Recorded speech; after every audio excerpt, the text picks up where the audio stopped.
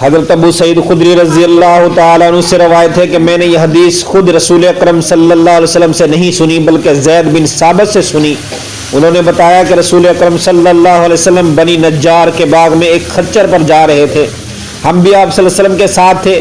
اچانک آپ صلی اللہ علیہ وسلم کا خچر بدکا، قریب تھا کہ آپ صلی اللہ علیہ وسلم کو گرا دیتا۔ وہاں 6، 5 یا 4 قبریں تھیں۔ آپ صلی اللہ علیہ وسلم نے دریافت فرمایا، ان قبر والوں کے بارے میں کوئی شخص جانتا ہے یہ کون لوگ ہیں؟ ایک آدمی نے عرض کیا میں جانتا ہوں۔ آپ صلی اللہ علیہ وسلم نے پوچھا یہ لوگ کب مرے؟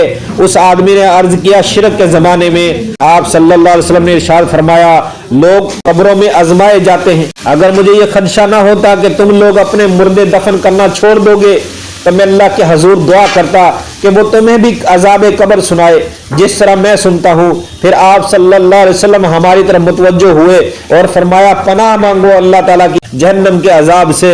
لوگوں نے کہا ہم اللہ کی پناہ طلب کرتے ہیں جہنم کی آگ سے۔